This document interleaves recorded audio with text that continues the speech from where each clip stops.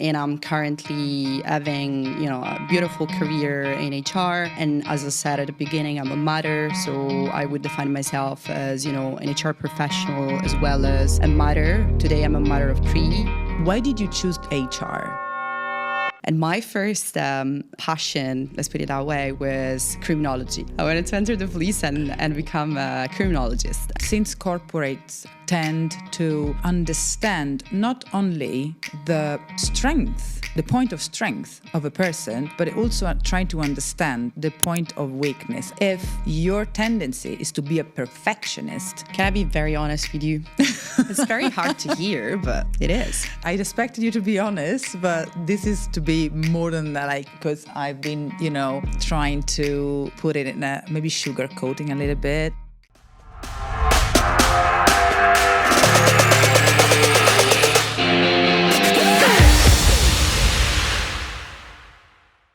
Welcome to Between the Lines. Today I'm joined by a woman who embodies strength and determination. She's a mother of 3, 2 of them arriving together unexpectedly. What could have been a challenge became her springboard. Motherhood didn't slow her down.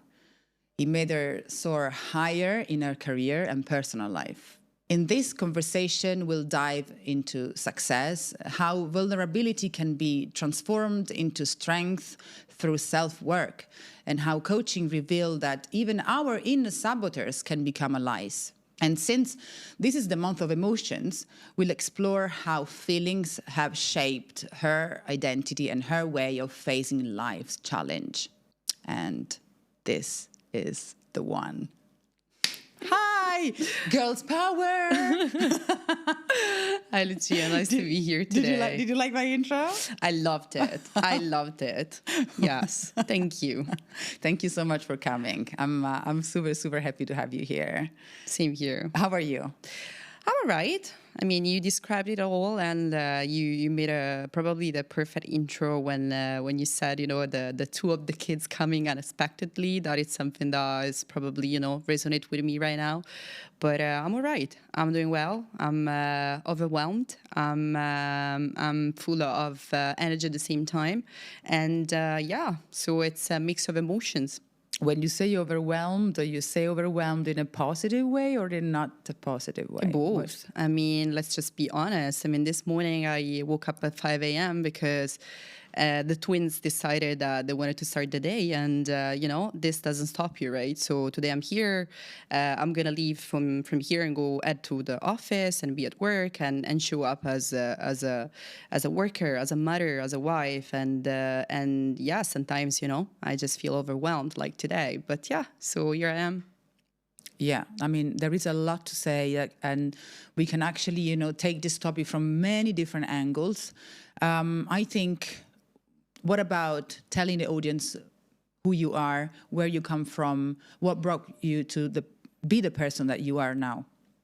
That's a very powerful and great question, Lucia. We know each other since our, the first time we met here in Dubai through other friends, and I'm someone that basically, started from the very beginning, as everybody would think. So I have a very happy childhood, back in the south of Italy, and after a lot of, experiences out and about, I ended in Dubai in 2019, and I'm currently having a beautiful career in HR, and as I said at the beginning, I'm a mother, so I would define myself as an HR professional as well as a mother. Today I'm a mother of 3, and I'm a wife, so I'm absolutely amazed by what I've been able to achieve till date, but I'm a combination of these 3 things today. So if you ask me who you are, I would exactly say that. And I would say probably it's not my job or my profession as a mother or wife that would define me, but probably the 3 of them together. 100%. And that's the thing, that this is actually the point of strength that defines you. A person that I think can really multiply yourself or maybe multiply your skills, or there is one thing that I recently I recently focused on, which is always having the opportunity to learn from any aspect of life, negative, positive. And this is what makes us strong people. So every single person has the opportunity to be like that, as long as we want to learn out of every single situation, recover from bad situations or the situations that tend to overwhelm us. There is one thing I would like to know about your corporate life. First off, why did you choose HR? I love the question, and that probably is going to be interesting to hear. So when I would say my career started when I started my studies. It didn't start with my job because the moment you leave high school, you really don't know what you want to be and what you want to do. And you might have ideas, but you discover something along the way that might change your mind. And my first passion, let's put it that way, was criminology. So I wanted to enter the police. And, criminology. I wanted to enter the police and become a criminologist. And so then I started digging down, what is that I need to study to become that, and what I need for it, right? And it came out that one of the options that was not narrowing down my options in case I would have changed my mind was political science. So then I started studying, and after my 3 years, in the Italian system, you have 3 years plus 2. So in the first 3 years, I actually started to like and to see that I really liked everything around the HR word. So which means that, all the trade unions matters and all the, labor matters. And I had a passion for it, and I was quite good, and I was performing well in my exams. And then I decided to give myself the chance to explore it more, still with the idea that probably later on I will still go back to my criminology first thing, because the things are interconnected somehow. So Sorry, yes. Is criminology linked to psychology? It is. It really depends what you end up doing in this field, but it is very much connected. Okay. So when I decided to start my master was into this labor matters or subject, and again, I started to understand more about myself, and how I loved it. But what changed me completely was somebody that I met here in Dubai very randomly. So somebody that I didn't even know, but I ended up having a chat or coffee one day, and she told me about her job and how she loved being in HR, and she was an HR professional, very senior in a big corporate. And I started to look at this possibility, to give to myself to start with. And then I started to look for jobs, right? Because I finished my master and I was like, let me just discover it. Always thinking maybe one day, I will give myself that chance, to become a criminologist. But as you can see today, it's been 10 years now that I've been in my, my job, and probably that idea of the criminologist, just was put like back on the side. I still have the passion for it. You never know, actually, because I think that maybe criminology can be like, if I ask you, for example, this question, how much of criminology there is in your job. But that is the thing. That is, usually I don't say that much to people, but when I open up, especially, when you are the HR, like you always have to keep it all together. Like you can't really share much of yourself with your employees, or you can tend to cross the line. But whenever I say, to the few people that it's that what I wanted to do, that I wanted to be a criminologist, they look at me and say, well, it's not that different from what you do today. Well, it's really like not about crime, but, it's about... In what sense? Tell us. So, when you are in HR, like sometimes you tend to work on actual compliance cases, and people that would raise it and would just, raise their hand and say that something happened, and you need to investigate, right? And your job as HR is to help understand, where's the issue and what happened, and is an actual investigation going on. And in my company specifically, there's this possibility of becoming a volunteer when it comes comes to investigation. And of course I did. So I'm volunteering being an investigator. So every time there's something, not just in the region, but also globally happening, I'm very much happy, to support with investigations because I like it. And so in a way, there's always connection. Again, it's not about crime, luckily, but it's about everything else that can happen in a company. So think about it in a way that, we spend 80% probably of our time at work. And so everything happens, because of, somebody's, approach, somebody in a wrong way or wrong behavior, or might be stealing sometimes, or might be, anything. Or someone that can be stuck in their career because of maybe a wrong approach or something that happened bad leadership. Personally. So you have to be there to understand the psychology behind it. Well, that's maybe the reason why lots of people I met during my coaching certification process were coming from HR, were approaching HR.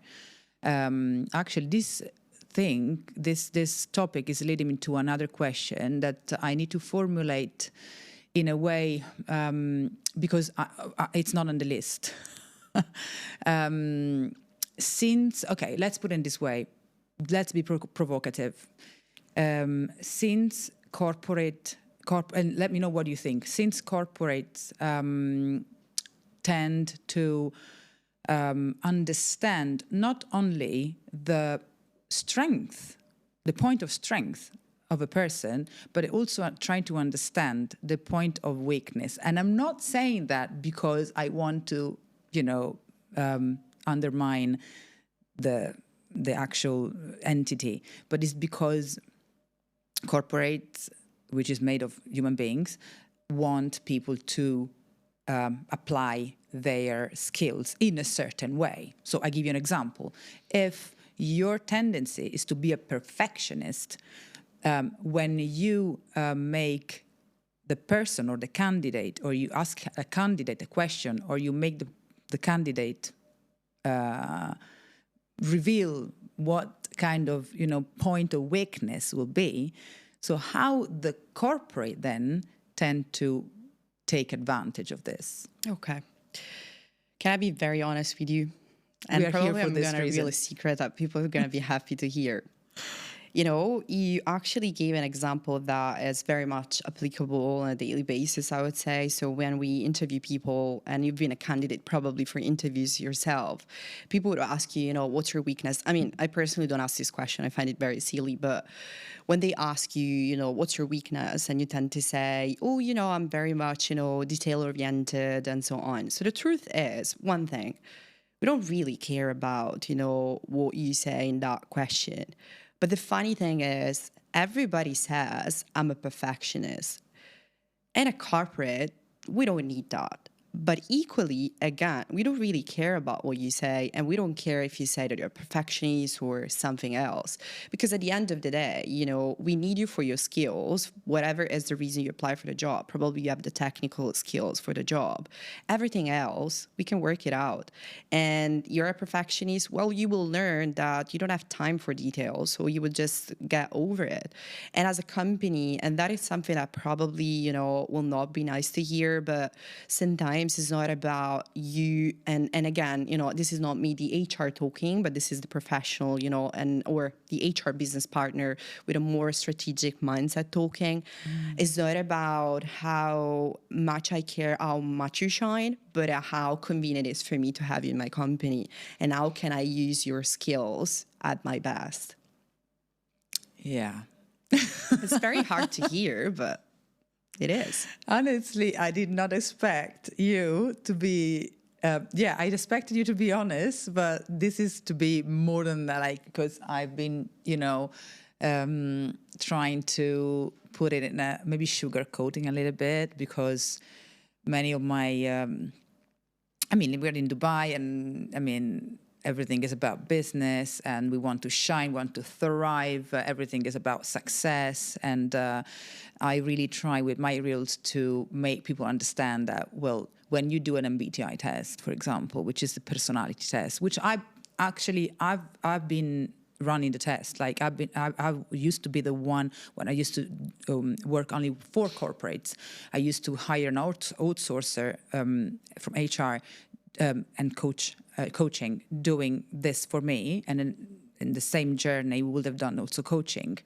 And again, the personality reveals, the whole combination about letters and numbers. I'm an extreme G, an extreme J, an extreme whatever, and then gives a very good map of what you what you can do, how can they take advantage of you in a corporate way.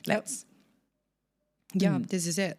And, I'm not saying that to, to be aided by people or just, to reveal truth that people don't want to say. But I'm trying to, and I want to say that openly, because this is bottom line of it, is be your authentic self, because no matter what, the company will need you for what you know how to do and how you do at your best, right? So how did you make this a point of strength in because it seems that you are owning the subject so much, and not only as an HR person, as a woman, as a woman covering a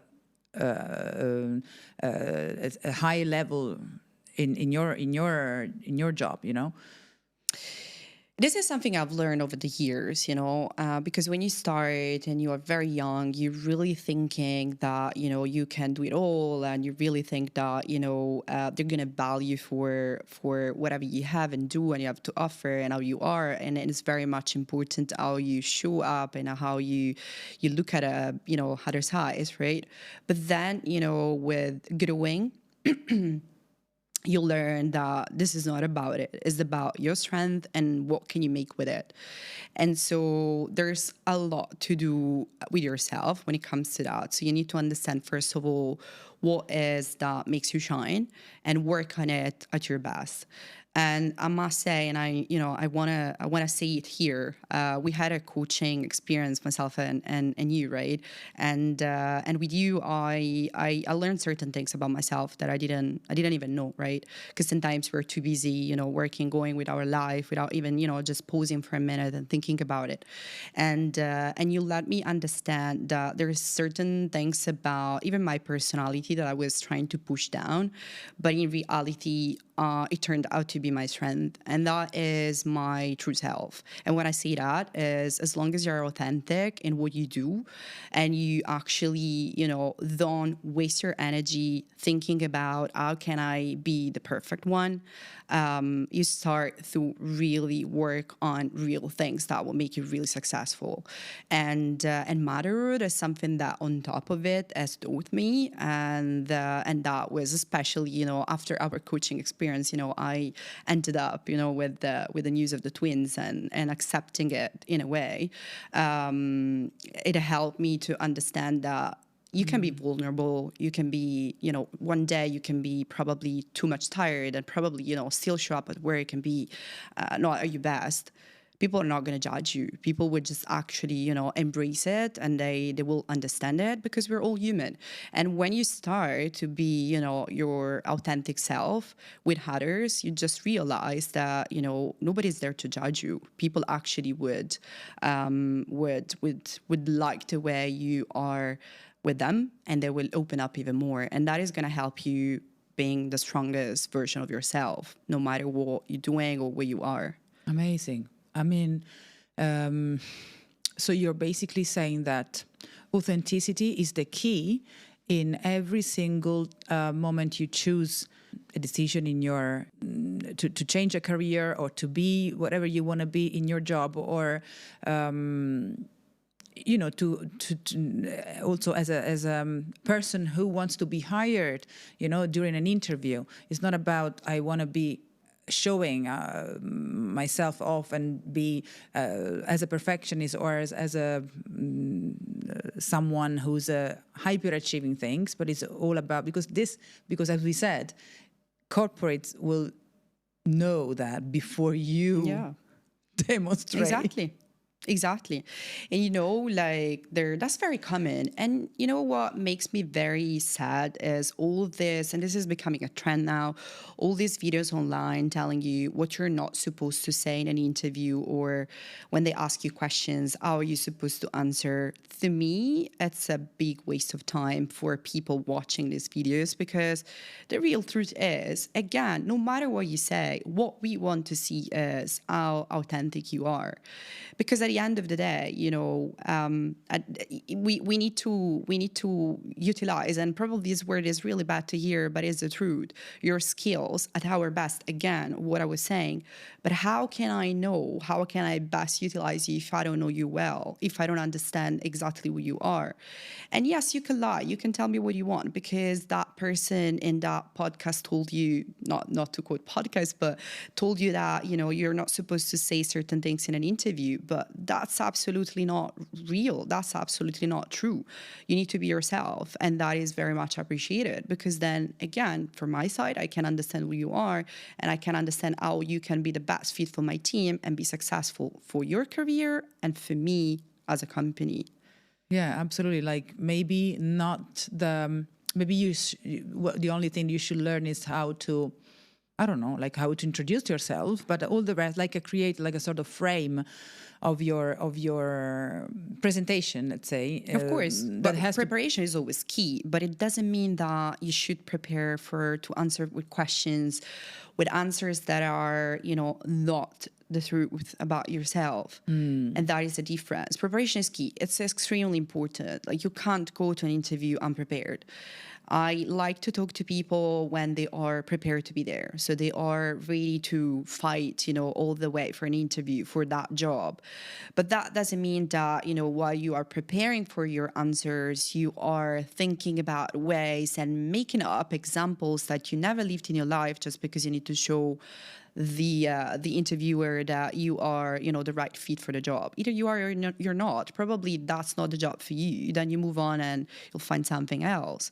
When you start to realize that, you know, we cannot be the perfect fit for any type of job that is out there, then you will, you know, see the difference on how you actually approach the job itself, the interview itself. And then for sure you're going to end up being successful if you are applying and compete for the right job for you. There are a couple of things. One is linked to what you just said, and there is a question, and I specifically wrote for this. From your HR perspective, what differentiates? I'm sure you already kind of answered, but in a certain way. But there is, from an HR perspective, your HR perspective, what differentiates someone who survives in corporate life from someone who truly grows and thrives? I love the question. And that is basically, you know, something that I have to face on a daily basis when you talk to people and, you know, you really listen to them. And, you know, I mean, and this is also part of the misconcept of HR when they say, you know, what is actually your job? And people would come to your office, sit down and say, I want a pay raise. I want to get a, you know, a promotion. I want to grow. I've been with the company for 20 years and I deserve it. And, you know, at the beginning, you know, I was always amazed by how, you know, these people would have been, you know, in their jobs for 20 years without, you know, never raising their hand and wanted to grow. And now all of a sudden they would just, you know, wake up and ask for a promotion. But then I stopped and I started to, you know, think it in a different way, to look at it from a different perspective. And that's very human, I would say. We are, you know, we all like to be in our comfort zone. We all like to be, you know, with the people we know, our family, and, you know, you go to work, you have your job, we'll figure it out, and you do it well, you go back home, and that's it.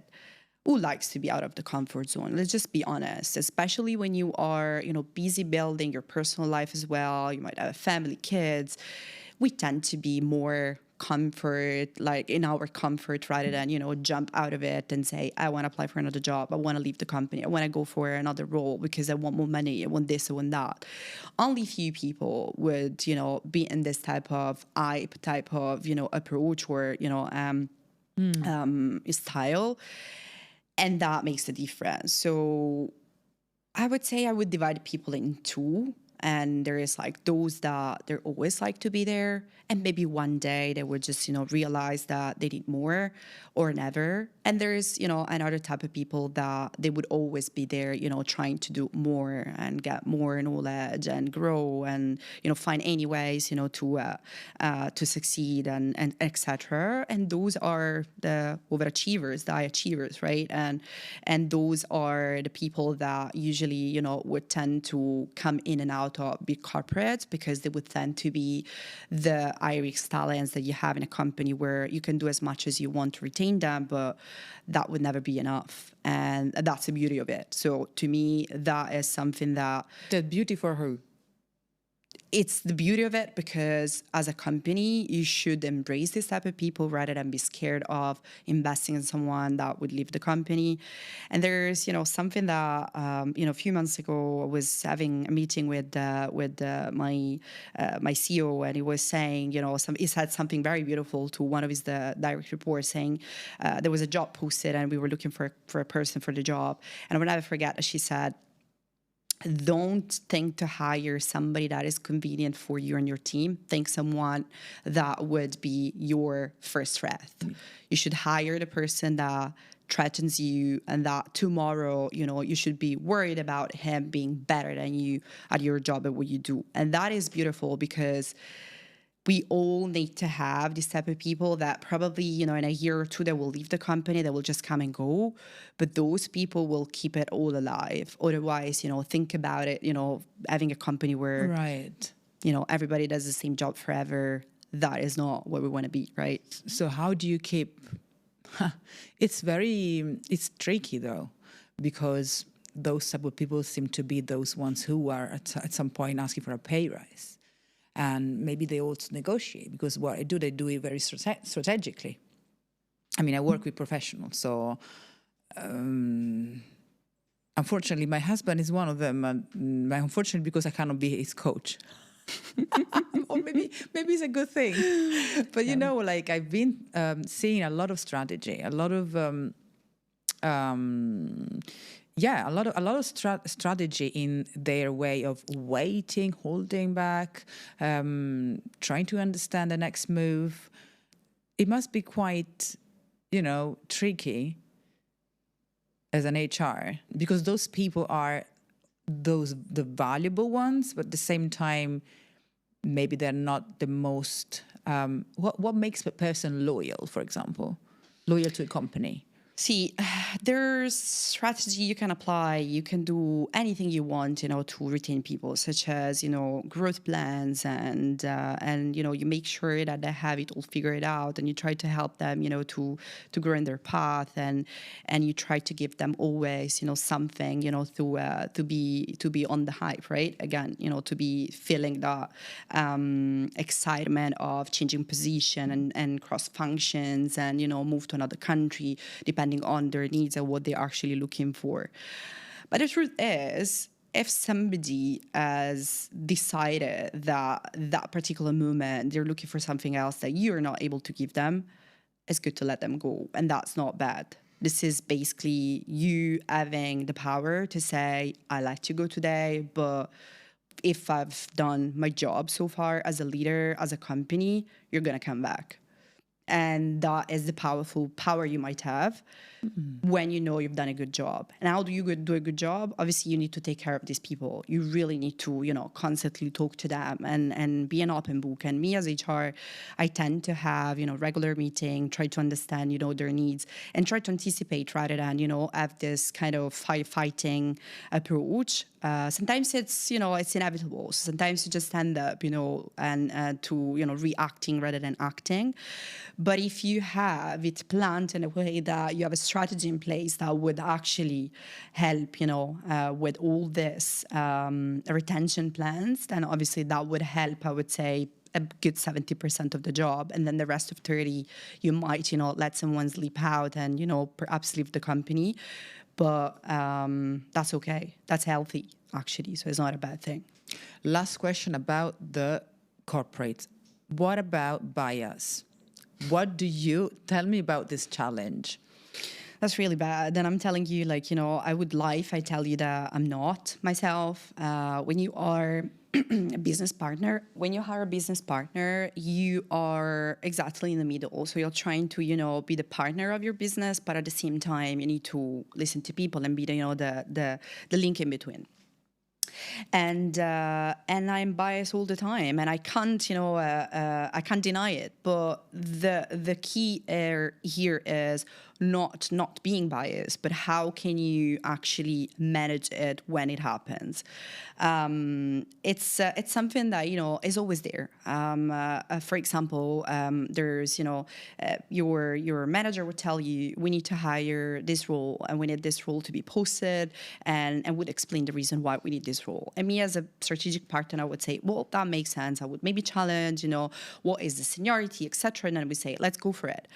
But then at the same time, we have somebody in mind inside the company that might take the role, and you tend to probably change, all the or improve the seniority level based on the person, because you're looking for the promotion of the person and you really want the person to succeed and take the role.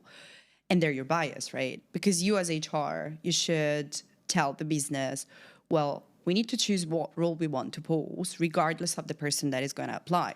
But then equally, it's impossible for me to know that there's someone inside the company that is going to make the perfect candidate. But then, let's adjust the seniority because I want it to be promoted. And even though, again, I stop myself, from doing that, it's just happening. Yeah. And I can't, stop it. So the best way is, and that's what I do personally, I talk to either my manager, I talk to other people, I talk to my peers, I talk to my, or people I can trust, that I can say, what would you do in this situation? And they would just tell me, well, and they're not biased because obviously they don't know the person, right? And that would help me to see things from a different perspective and say, maybe you're right, maybe I need to do a step back. So you need to have, for sure, like you need to have this different heads, like different Always. Brains. Right? Always. Because I guess that you guys apply more or less the same competencies that, for example, in coaching we do apply, like you do not put your opinion. But at the same time, since you're, we reason with what technically in neuroscience is called mirror neurons, which is like the empathy circuitry that you have inside your brain in a way attracts the emotions of the other person, because you recognize, even unconsciously, their empathy circuitry recognize in your that you resides in your brain. So you have to you can click more with one person rather than the other person, and then what? Then maybe you try your best to hire that person, but at the same time you need to challenge that, right? Absolutely. And that is very, very difficult. That is very difficult. Yeah, I can imagine. And as I said, you can't do it on yourself. Like, you really need help. And that is something that obviously, we constantly do in life, right? We have friends, we have family, people we trust, or a coach or somebody you can talk to. And that is extremely important, because when you are in the situation, you can't figure it out on your own. You really need someone else that would help you to look at it in a different way. How did, the motherhood life, okay, tell us a little bit what happened, yeah? And the question is, how did this create the powerful person that you are now? You said it all, Lucia. I mean, I am a mother of a 4-year-old daughter, and she came in a way that, obviously, being the first one, it was, our princess, and it's been, the princess for my husband and I, for 4 years. And till the day we decided, to have a sibling for her. So we decided to go for a second pregnancy. And so summer 2024, so last year, I got pregnant, and I decided, that was probably my second and last, because I wanted, my daughter to have a sibling, but, not to go more than that. And on my first check, with the gynecologist, I ended up discovering that it was twins. And seems like somebody else did figure it out for myself, as, I was saying, my plan was to have top two, like two only. and, somebody else decided for me that I was probably the perfect mother to have 3 kids, my reaction was, I'm going to be honest, and this is something I don't share normally, but was really bad. My reaction was bad because I was very scared. I was very scared for everything. You start to think, are they going to be healthy? Are they going to be okay? Am I going to be enough, for 3 kids? I'm a professional, so will I be able to manage my life and my job? What about my other daughter? She's always been the center of the attention. What about now? And sleepless night and financially, obviously you start to think about, will you be able to sustain it? But I had a very, very rough weekend that weekend, after knowing it. And, my husband and I spent hours talking and trying to, To figure it out. figure it out. Where are you at now? We had a switch basically, and at some point, and I'm not really sure how this happened, but I opened up with someone really they're like really, really, close to me, and she started challenging my fears, saying, what if it's the opposite? What if they are, the blessing of your life? What if with them is going to come, more blessing in your career? And yeah, you might lose your job, but you're going to find another one. You might, be financially broke, but you're going to figure it out. Like, why do you have to fear it? What if you will not be financially broke, but you Exactly. will thrive in your, in everything? Yeah. That changed us, changed our way of thinking. And today, if you ask me how I feel about it, they are my biggest strength. They made me the strongest person or the stronger version of myself. And I have goosebumps while I'm saying it, because it's thanks to them that today I'm sitting here saying that nothing can stop me because I can do it. And I'm not saying that I can do it all myself. So you're saying that this has changed also your work perspective? 100%. It's changed me as a person, as a What do you professional. want to? What shall we say then to the, women, the other moms or moms to be? That it listening to really, us? like everything, like if you start to think things in a way that would make you successful and you manifestate that type of, positive thought, things would actually change. And what I want to say to people and to the mothers is, this is not a weakness, or the society sometimes tend us to believe that we are weaker if we have kids, if we cannot manage, work as they expected us to do, because a man doesn't have the same responsibility that a mother has, and so on. The truth is, we are blessed and lucky. We are the luckiest. We are way more lucky than a man, because we have it all. We have the power of being great mothers, and no matter what you do, you're going to be the mother, right? And great wives and great, professionals, and nobody's perfect. So basically you're saying better be your life a masterpiece, rather than juggling between when most of us, as human beings, and I'm talking about moms, when they're just overwhelmed by, because we are actually, you started this conversation by saying I'm overwhelmed, and this doesn't make you weaker. It makes you human. Absolutely. And I feel stronger for that because, again, even though I woke up at 5 a.m., I'm still showing up, and probably I'll not be at my best today, but I'm still showing up. And Imagine when you're at your best. No matter how many, because think about it. And that, I think that we learn it from the kids. When they start, with the new skill, let's say now my twins are about, to start crawling. They are getting frustrated so much and they cry so hard, but we help them, we try to give them the tools, and we try to, to help them as much, but they have to figure it out. And this is not going to be perfect the next few weeks. They're going to, fall and go up again. And so what? Like, they're going to make it, right? And that is something that applies to us, even though we are adult. We're not perfect. Nobody's perfect. So why stress out? Right? So we can do it. Well, because the stress comes from, in general, the fact that you don't know how to manage with a sense of guilt that being a mom and career and with this all complicated thing, complicated rules in Dubai, that 45 days of maternity leave and so on. Yeah. But it looks like you're making this a strength rather than, because we have to deal with what we have to deal with. So better make it a masterpiece, as I said, rather than making but this, I'm going to make it more explicit, because, we talk about between the lines. And when we talk about in between the lines, we talk about like hidden mindsets that, as the book, The Secret, there's an actual secret to be happy the way we want to be.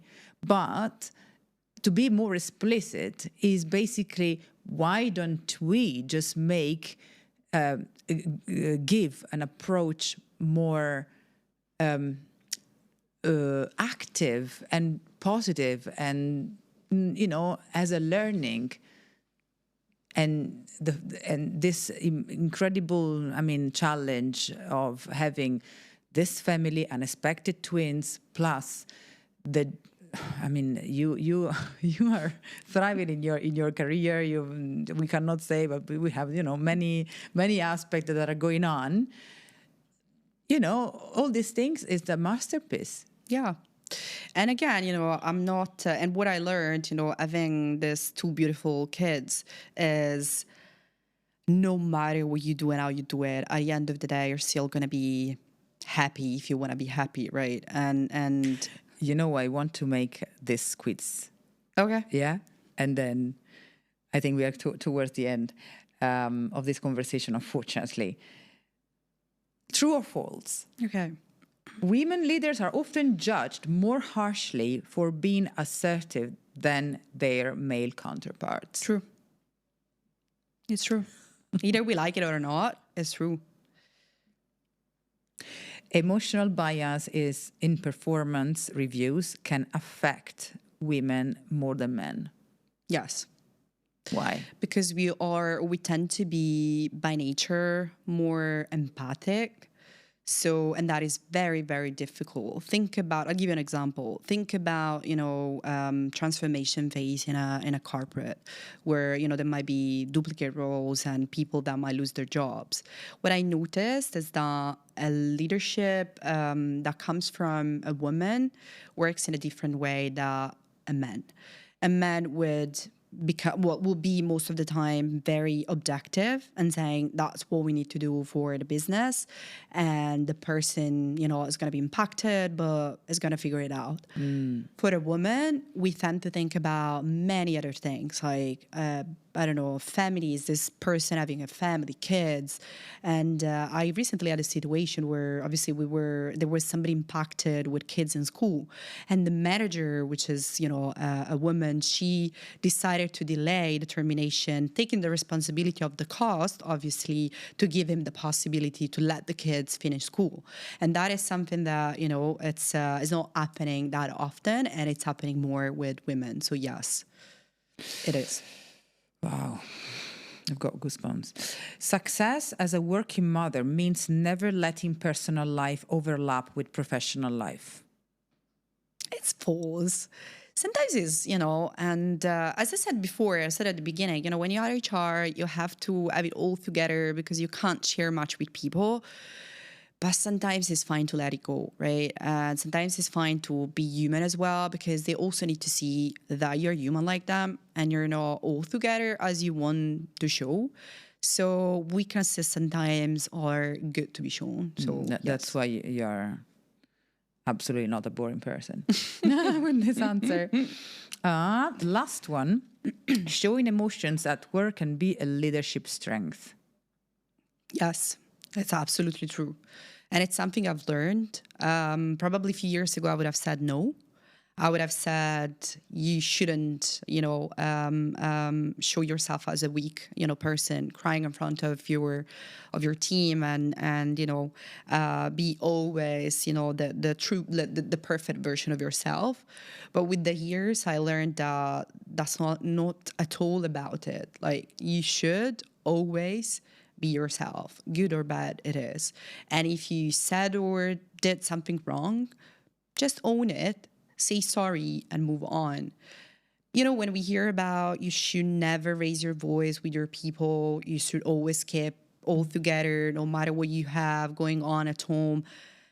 We can talk about it as much as we want. We can tell people as much as we want. But if you're going through something and you're not at your best in that moment, it's fine as long as you apologize and you move on, right? So that is the key of everything.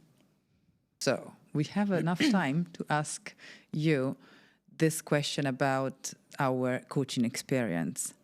So what did actually the coaching experience with me reveal in terms of, your personality, the way you approached yourself, what? It was really, I would say, we had only a few sessions and it was very intense for me because, when you are in the HR field, you tend to have this coaching trainings. And so that's what we do on a daily basis with people, right? They would come to us, asking for coaching, like help, I would say. So I will do it, at my level.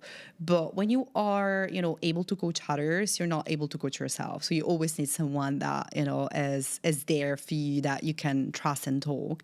And the experience we had, and myself, I learned that, later on, because I always thought I can do it. I can help myself. But then when we started to talk, I started to realize that was powerful. And it was powerful to talk to you and, discover things about myself, about my childhood, about my, I would say aspects I was trying to push down, rather than give them a voice.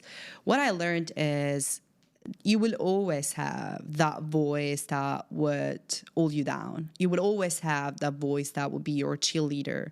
And you would always have that child voice inside of you. You would always have all these voices all together.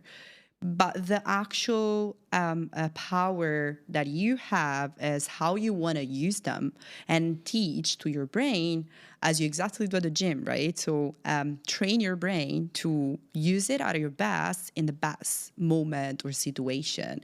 And that is something you can learn only when you have you are in control of your brain, and that you do it with a certain coaching experience. And with you, myself in particular, I learned that all this fear of appearing as the perfect person that I wanted to be, it was just a waste of time. Oh, there is some perfectionist. Oh, yeah. Always been. And this has been like, taking me all over, my my childhood and, experience in life till recently. And a bit of coaching and a bit of, the new mother experience just, revealed for me something that probably, I don't want to go long, but probably 5 years ago, not even more than that, I would have said, I would have never thought probably that I'll be sitting here today telling you that it's so beautiful to be imperfect. And it's so beautiful to hear about, your child crying inside of you and you want to cry, just let it be, just cry, right? You want to be imperfect, just nobody is perfect, just be yourself. Wow. Oh, but we couldn't never have ended this better, really. And I'm so grateful that I could manage having the including this aspect of in our conversation. Thank you so much for bringing up your experience, your knowledge, and thank you, Lucia, for being here. It was an honor for me to be here sitting today with you. I really enjoyed it very much. This episode is a reminder that what looks like a setback can become our greatest source of strength when we learn to embrace and transform our emotions. If you enjoyed this, don't forget to subscribe to the Between the Lines YouTube channel and share the podcast. Every month, we bring you new, authentic stories. And this month, it's all about emotions. Stay tuned for more.